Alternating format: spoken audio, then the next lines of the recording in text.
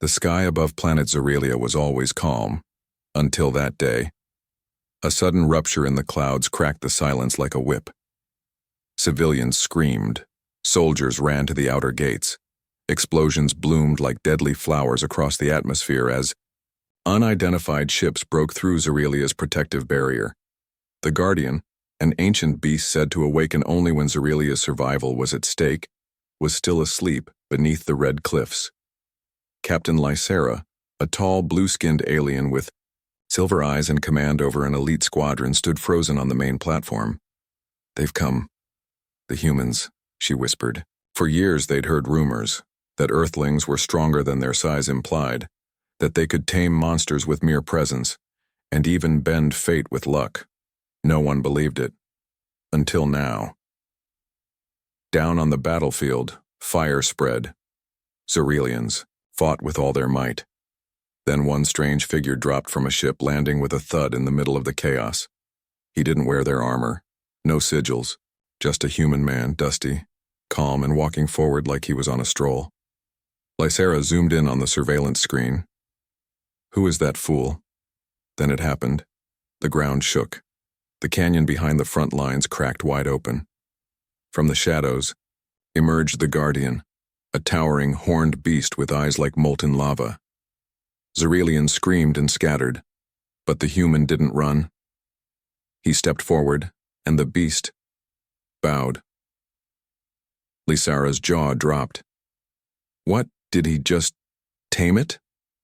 The massive creature roared again. It stood taller than any tree nearby, its thick blue scales shining under the twin suns. Sharp horns curled from its head and its wings stretched wide like living shadows. Everyone in the village ran back, except the human. The alien girl Zalari shouted, "Human! You don't understand! That's the Guardian of Varlis, it only obeys blood." But the human named Jack didn't run. He dropped his weapon, his calm eyes locked with the beast's. He stepped forward. The villagers gasped. One elder dropped to her knees. "He walks to his death." Zalari couldn't believe it. This creature had protected her people for generations, but it was uncontrollable. Even the royal guards couldn't get near it without being torn apart. The Guardian growled low. Its claws scraped the ground. One wrong move and the human would be nothing but dust. Still, Jack walked closer. "What are you doing?" Zalari hissed under her breath, frozen between fear and fascination. "Is he crazy?" The Guardian raised its head. Then it sniffed the air once, twice. It stopped moving. Jack extended one hand slowly. The villagers screamed from behind barriers, but something unexpected happened. The Guardian leaned forward and sniffed Jack's hand. Then it lowered its head. It bowed. Silence. A deep, world-shaking silence fell across the camp. Zalari's jaw dropped open. "No, that's impossible." The Guardian let out a low hum and gently nudged Jack's chest with its giant snout. Jack smiled slightly and placed a hand on the beast's nose. The villagers, once terrified, now stared in awe. Murmurs filled the air. "How is this happening?" "It's choosing him. He tamed it." Jack turned around. "Told you I've trained tougher beasts." Zalari walked forward slowly. How did you know what to do?" Jack looked at the Guardian. It was scared. I've seen eyes like that before. On Earth. A chained tiger. A caged elephant. It didn't want to fight. It wanted someone to see it. Zalari didn't know whether to be impressed or frightened. No one in our history has ever touched the Guardian. It's part of our soul, our legend. We believe it only responds to royal blood. Jack smirked. "Guess I'm royalty now?" She blinked at him. "That's not funny."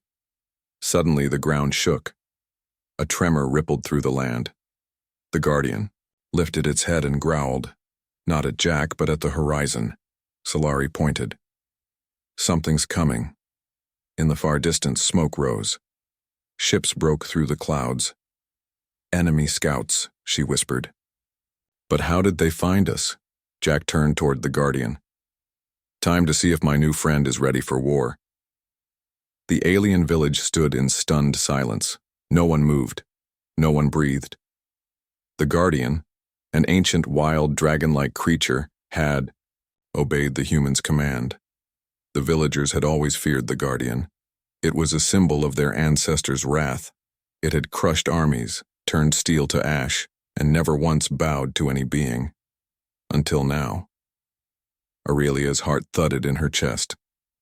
She stepped forward cautiously, her blue-skinned hand trembling slightly. "Human," she whispered. "What did you do to him?"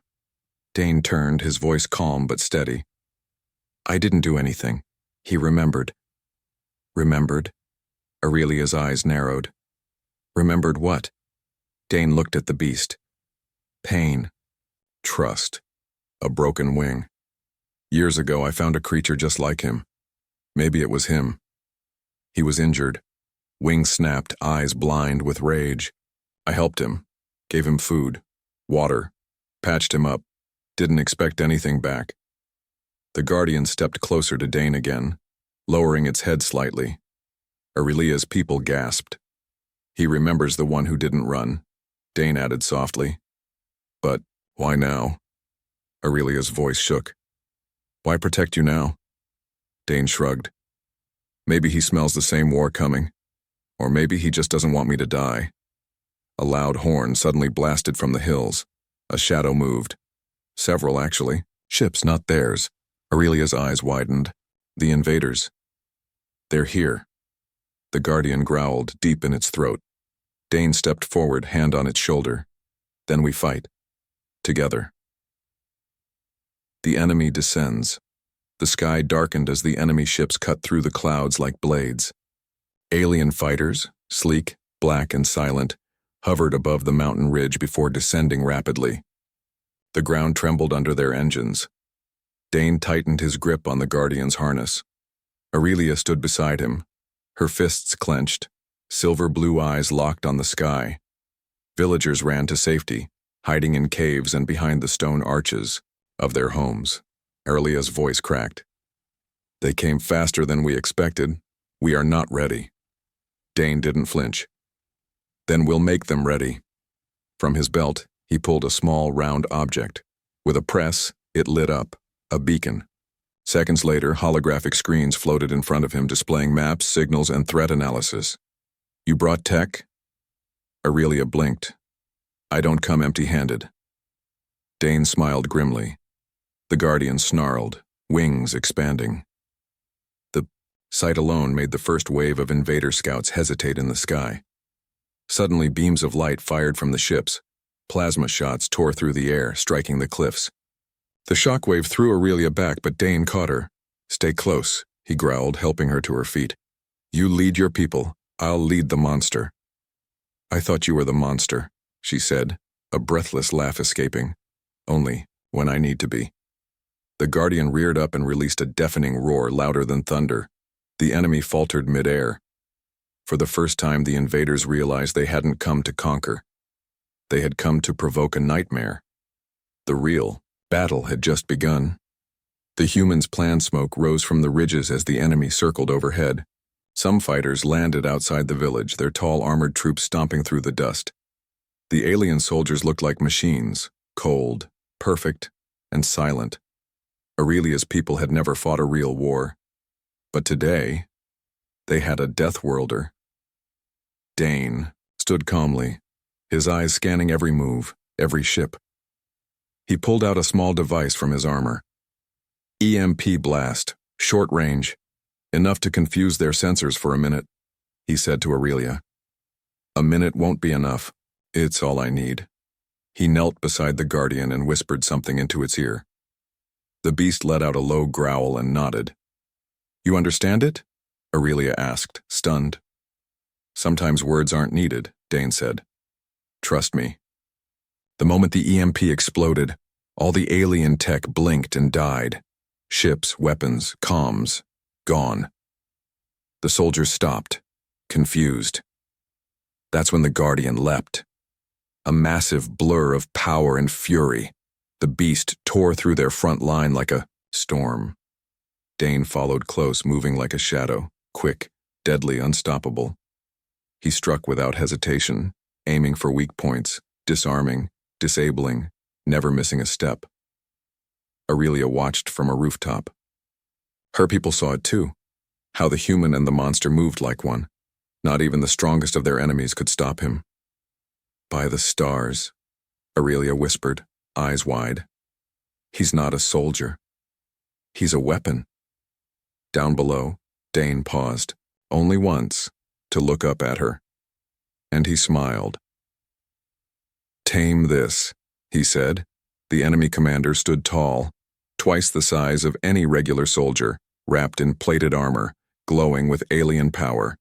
His voice echoed across the battlefield like thunder. You think you've won, human? The commander growled. You're nothing without that beast. The Guardian was injured, breathing heavily, blood dripping from one leg.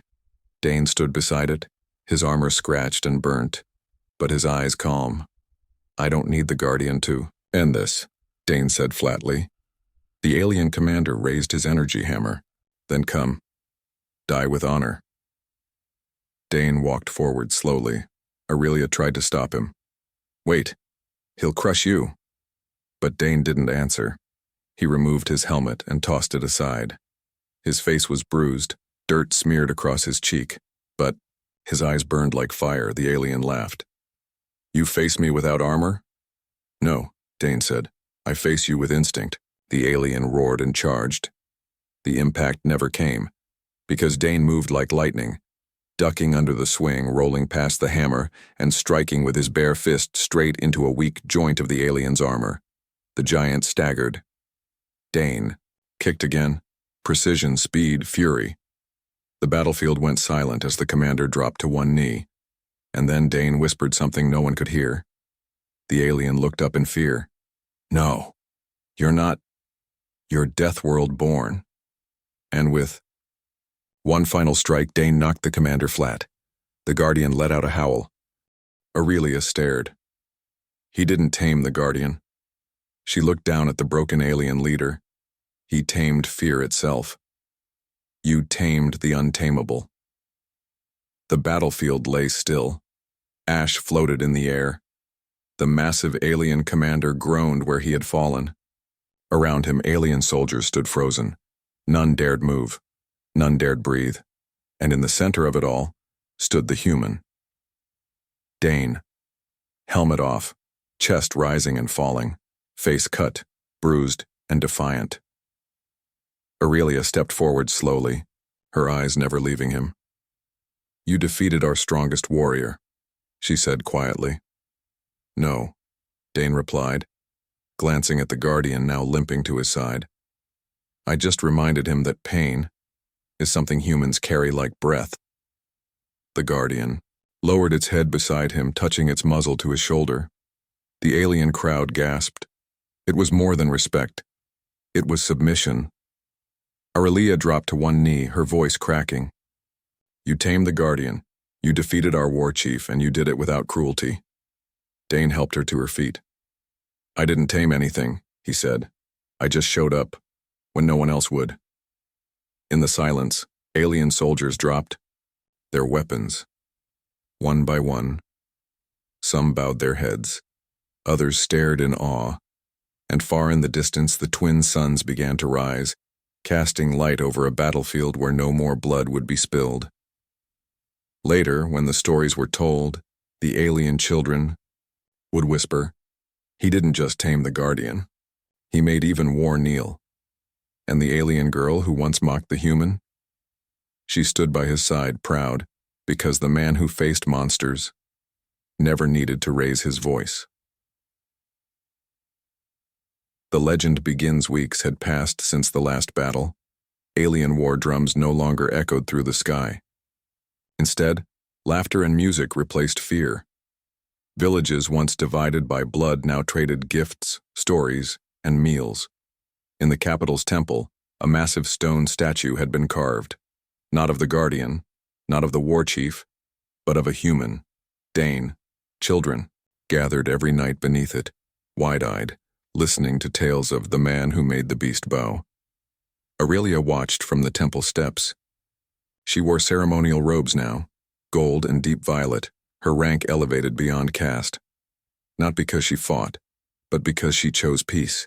And beside her stood Dane, quiet as always, calm as the wind. "Do you ever miss your world?" Aurelia asked. Dane looked up at the stars. "Every day," he said. "But here, I found something worth staying for." She smiled. "You could lead us, you know." He shook his head. "No, I didn't come here to rule. Just to remind you, your people, that courage doesn't belong to just one race." Behind them, the Guardian rested like a gentle mountain, surrounded by alien cubs climbing its back and laughing. Peace had come. But in deep space, a signal blinked, untranslated, urgent, unknown. Dane turned, sensing the change. Aurelia saw it in his eyes. "Another war?" she asked. He smiled faintly. "No, another rescue." And just like that, the legend of the human was far from over. The message from the stars, the night sky over Kelvara shimmered with twin moons.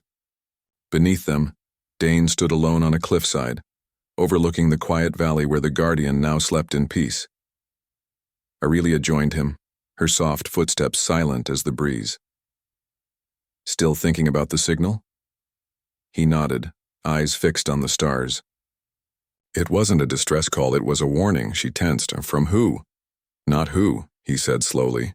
"What?" Suddenly a soft pulse lit up the old human communicator strapped to his wrist. Static. Then a clear voice. "This is Colony Vega. We're under attack. Unknown entity. Non-organic. No survivors so far. If you receive this, run." The message, repeated. Then cut.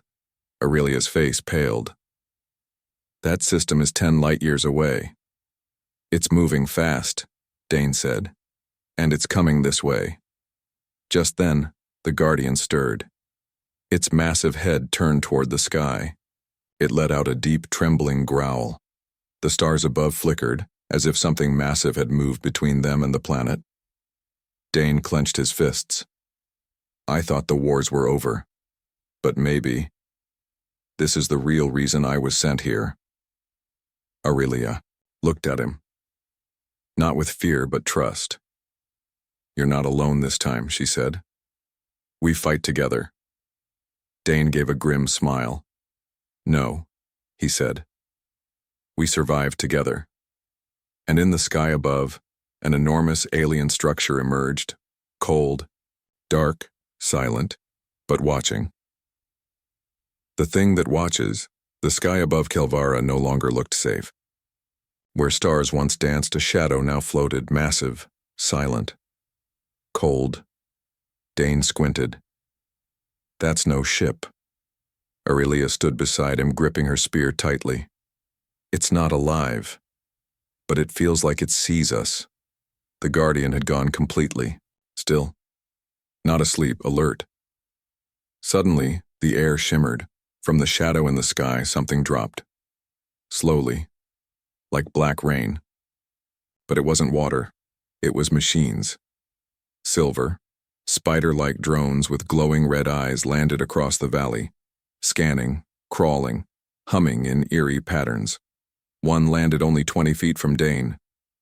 The drone looked at him. It didn't attack. It just stared. "What does it want?" Aurelia asked quietly. Dane didn't move. "Not war. Not yet. It's studying us." Then, without warning, the drone projected a hologram. A human face, half digital, half burned, flickered to life. "You're the anomaly," it spoke, voice cold. "You tamed a Guardian. That should not be possible." Dane raised his chin. "Who are you?"